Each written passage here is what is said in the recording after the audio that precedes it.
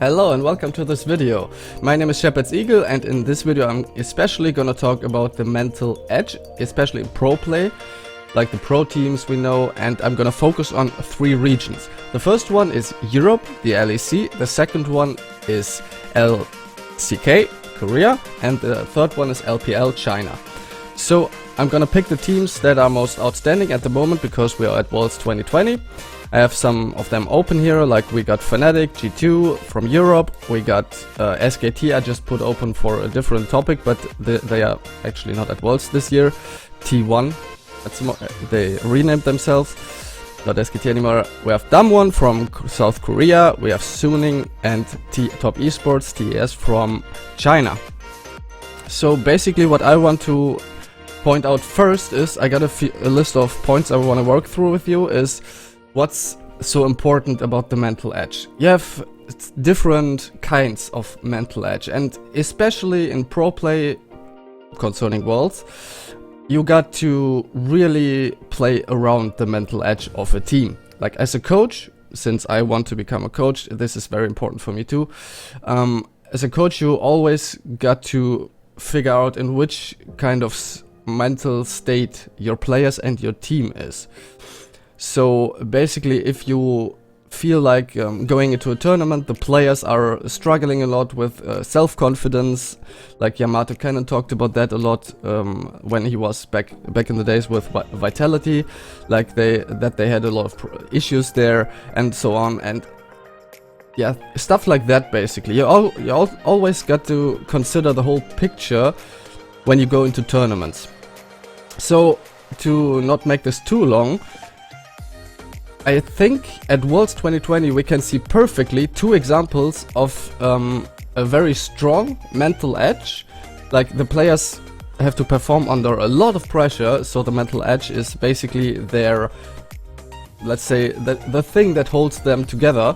Because if they lose their mental edge, their skills and every practice routine they had or anything they did to get to Worlds doesn't matter anymore, because mental edge keeps you up there. You know, you can imagine this, like you have the skill level right here and the mental edge, and before you go into pressure, like or better to say, before you enter any tournament, which is pressure basically for a player, the skill bar is basically here, and you can work on it, like get a little down or get it a little up if you work for it, and the mental edge is a little bit like, nah, not so important. But as soon as you arrive to the tournament, the mental edge matches the skill bar basically. Like if the mental edge bar goes up, the skill bar is basically, yeah, it remains the same, maybe it gets a little bit higher but not so much. But if the mental edge bar gets down, like it's not like the skill bar stands up there.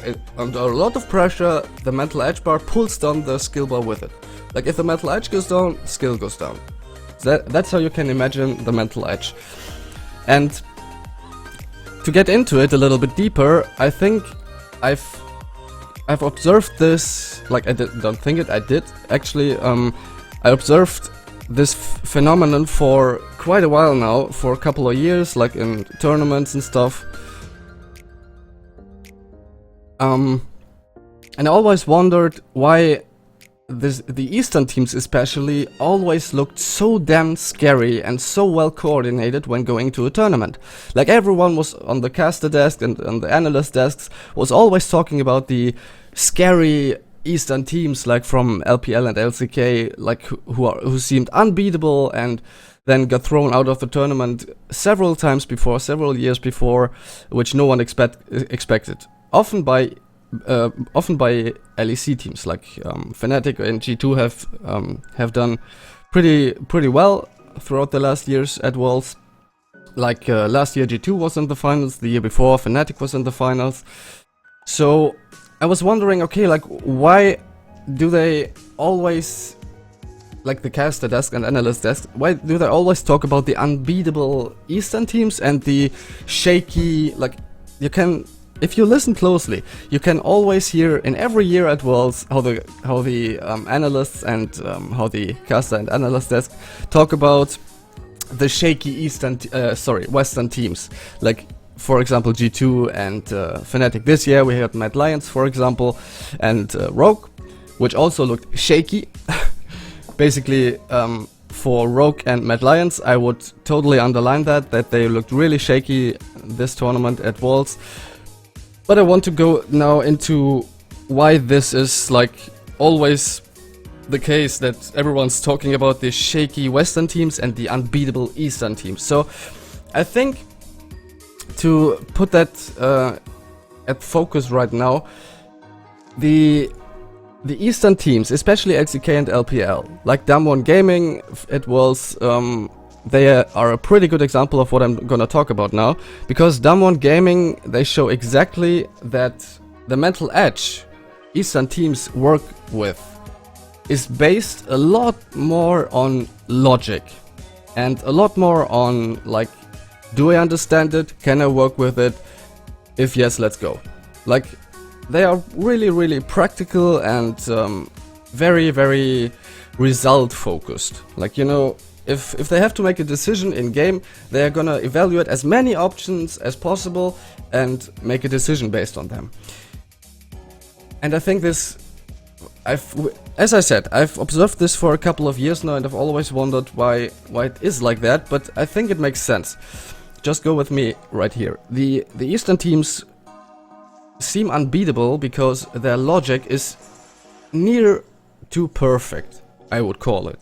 Like, they really do less mistakes than, for example, LEC teams or even LCS teams or other teams from other regions. But the Eastern teams seem so scary because they are really focused on not making any mistakes, playing it slow, playing it safe, and only taking the opportunities they get or that occur if it really seems well thought through, if you can say it like this. The Western teams, on the other hand, especially LEC teams, so Europe's teams, like G2 and Fnatic, I think show us a different kind of logic, or basically, I'm gonna go back to first to finish my explanation to the Eastern mental edge thing, because I don't want you to misunderstand me here. The result of being that logic for basically all the Eastern teams from LCK and LPL is they have, with this logical edge, if you want to call it. Of course, they do less mistakes than many other teams, but they have a really big weakness there, and I think G2 and Fnatic got that figured out this Worlds pretty nicely. Even though Fnatic, if you haven't seen it yet, sorry for the spoiler, but Fnatic dropped out after 2 really insane games against what was it? Top Esports. Yeah. Or was it?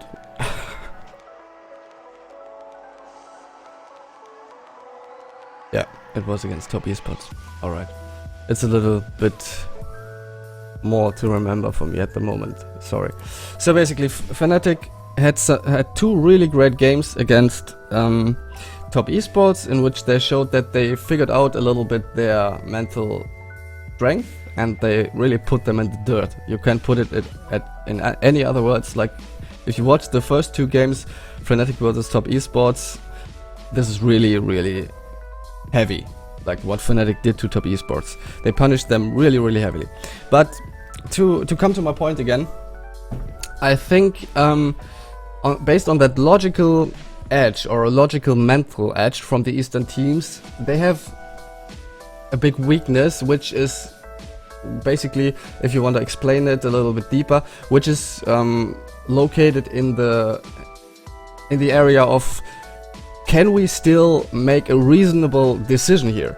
You know, like if they are maybe if they are behind, like really far behind, or they have a lane or 2 lanes that's feeding really hard, and they have to face a situation in the game where they don't really know which option could be at any point a good option, and they don't make a decision because they are like a little bit, okay, nothing of this seems logically a good decision to actually be proactive, because if you are behind, you have to be at any point proactive to get back into the game. Of course, you have to stay safe, you have to be a little bit more reserved with your resources, try to get everybody back into the game with farming and objectives and map control and stuff, but basically you have to be proactive at some point to reach the lead or to get the lead back in your hands.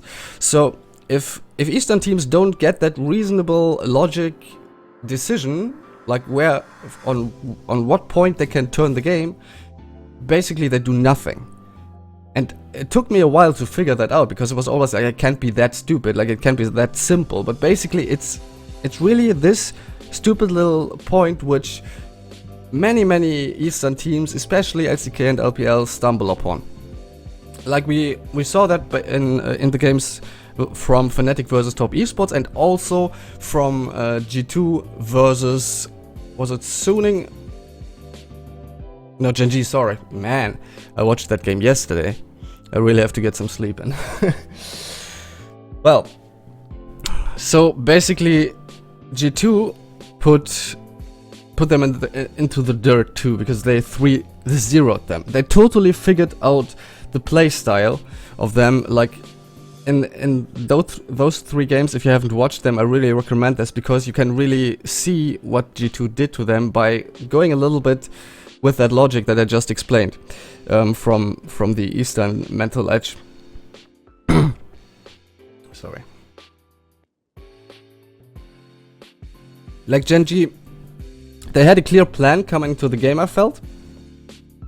And they tried to execute it, but G2 was prepared for that plan. And for Gen G, nothing else really seemed to be reasonable to do, or seemed to be at any point a good logical decision. So they basically kept falling further behind, because they couldn't make a decision that seemed really worth for them in the game, or at any point logical to do.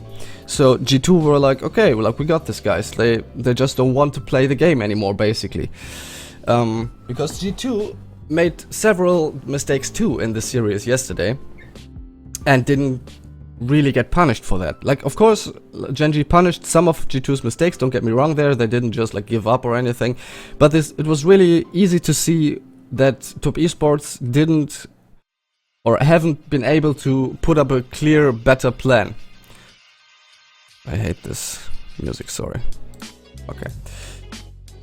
That's better. So, that's my point. This video gets a little bit longer, by the way, sorry for that, but it's a really important topic which took me a while to figure out, so I'm gonna need a little bit more time for that. So, basically now we're gonna go to the Western teams, which have a different mental edge. So, for example, G2 and Fnatic showed that, and I think the best example is Fnatic. Why? Because in the tournament, like where Fnatic was playing Top Esports, they lost 3-0, and basically, 3-2. Like, Top Esports lost the first 2 games. It was the first time that a team at Worlds got a 2-0 lead, and the other team completely turned it around with 3 wins afterwards. Like, this was the first time ever at Worlds that this happened. And Fnatic really showed dominance in these games, in this series. And after the first 2 games, everyone was like, ah, come on, let's give it to Fnatic. In the first place, no one was expecting Fnatic to win, because Top Esports looked damn scary. As I said before, like unbeatable for Fnatic. So everyone expected Top Esports to easily take this 3-0. Sorry. And Fnatic proved everyone wrong. Like, they took the first two games like in the storm, and everyone was like, wow, that's possible, how did they do that, and maybe those are the next world champions, and Reckless was praised to heaven, like, this guy's carrying the whole team, and he did a really good job. But now, like, all of Fnatic did a great job. But now the mental edge comes in again. Like, Top Esports were like, okay guys, the logic says we are better than Fnatic, so basically we gotta win this series. Like, I can imagine their coach standing right in front of the team. Guys, do you remember? We are a lot better than Fnatic, because we had all the preparation coming in. We know how to play this game in our point of the game. Like, we play our game. And in game 3, Top Esports totally turned it around and played their own game, like their own game style, and didn't give it over to Fnatic like in the first 2 games. So they came in prepared for that. So the logic for Top Esports was, we have to win this series anyways because we are better, and they did. So basically that's pretty stupid, as I said. This is a topic that doesn't go too deep into the game. It's really superficial, but it's very essential too. So Fnatic, on the other hand, now we come to the explanation of the mental edge from the Western teams, especially LEC EU teams. I think I would call it a different kind of edge, because the mental edges from the Western teams is a lot based around, or based on, do you say that?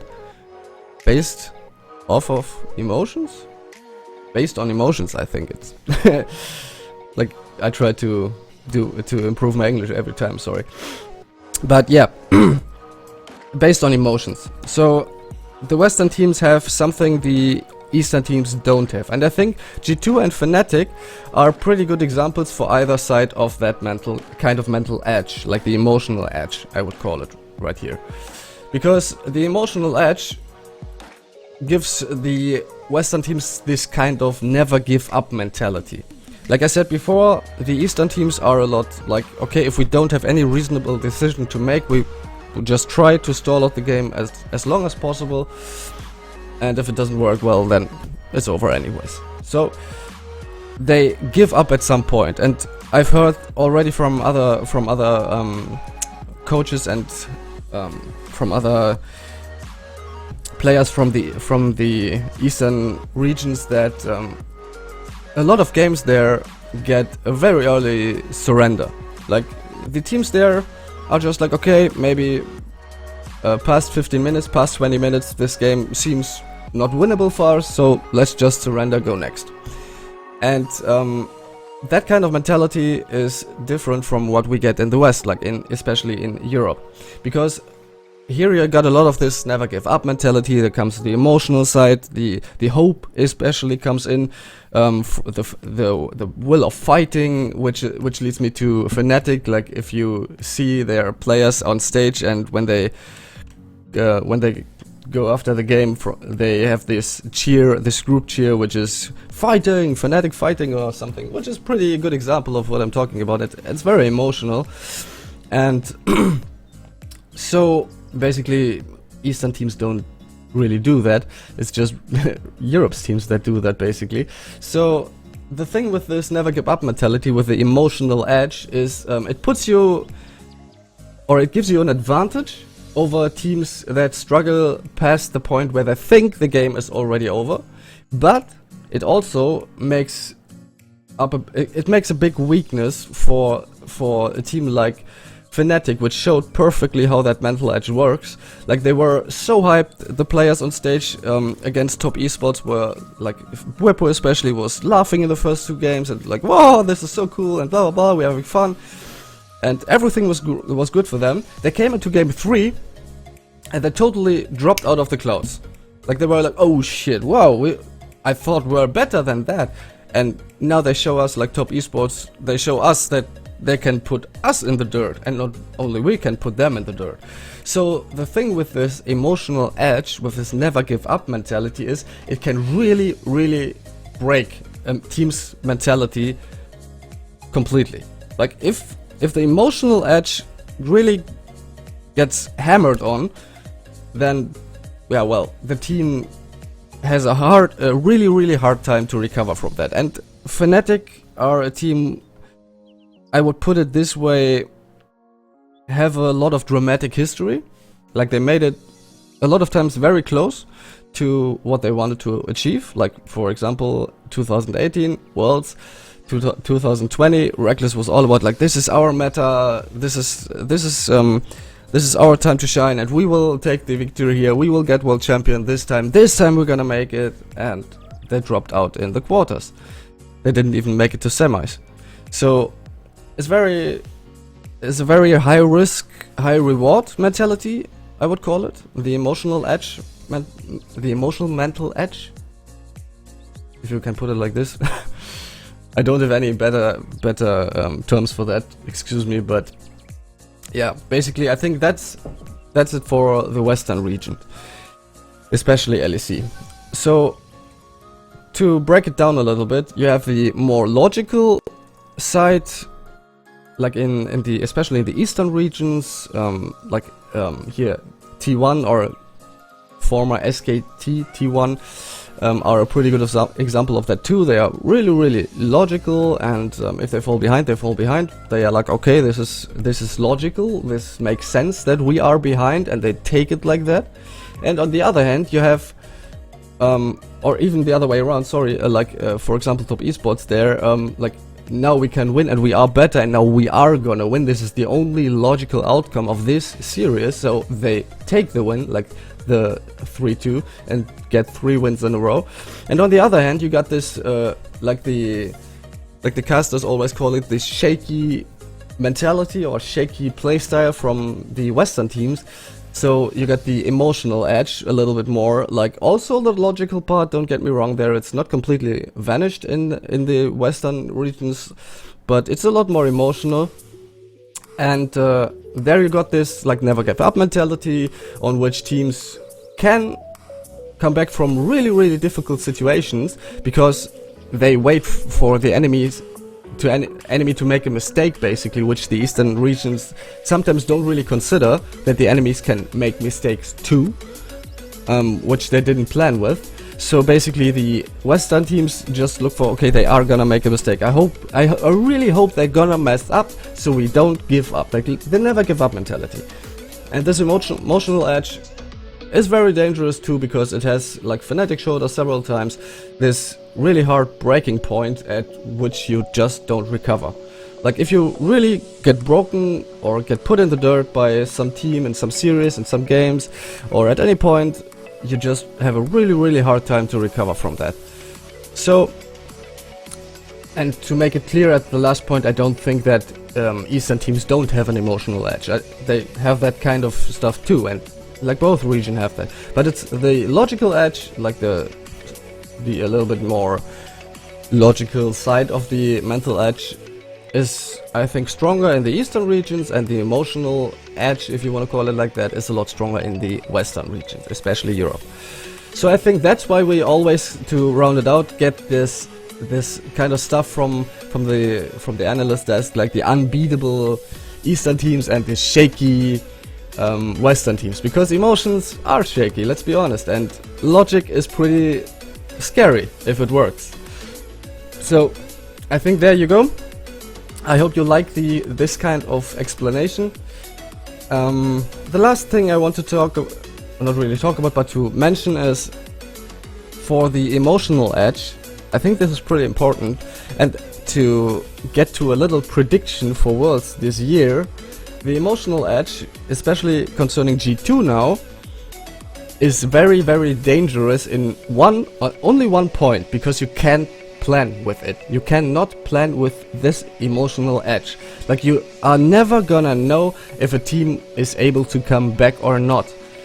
Like, G2 have shown us in several years and series and games before that they could come back from situations where an LPL or an LCK team, any eastern team, would have surrendered, and they came back and took the win.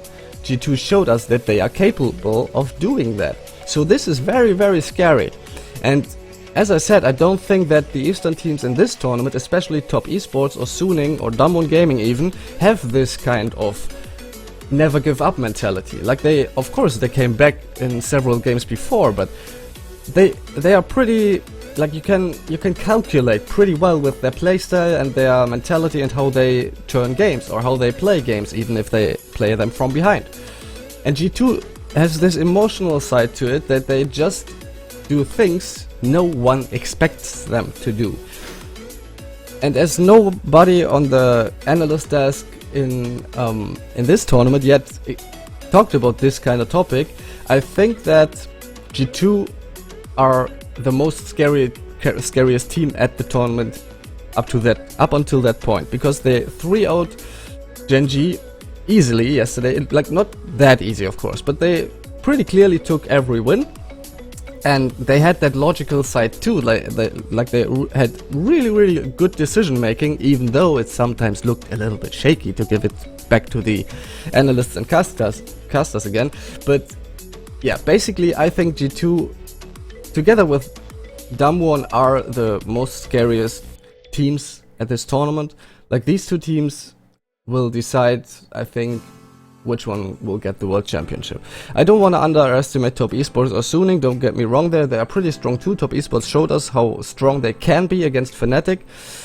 But honestly, I have to give it to G2 or Damwon even. Like, we have to just look which one of the other teams is gonna show a stronger mentality and a stronger gameplay in the games coming up. I'm really looking forward to that series because, like, as I said, both mentalities, either of Damwon and G2, have a strong side and a weak side, and we're gonna see which team of both is gonna play better around this mental edge thing, because I think that's basically also a big deciding factor here, since the gameplay, the individual skills of the players can be questioned at any point. Like, Caps showed us a monster performance in the last games. Damwon Gaming, on the other hand, like, they really took it off as a team. G2 too as a team, but especially Caps had a monster performance, so I think he can carry a lot of games. Yeah, so that's it for this video, guys. It's a little long. I apologize. It took me some time, but as you might already see, this took me a while to get through all this mental edge stuff, to figure it out myself. I hope I made a clear point for you guys, and if you have any wishes for me to do videos, please post in comments below. If you want to ask me anything, comments below. If you like that kind of stuff, what I do here, please subscribe, hit that like button, of course, you know, like every YouTuber is telling you, it's really important, I can tell you.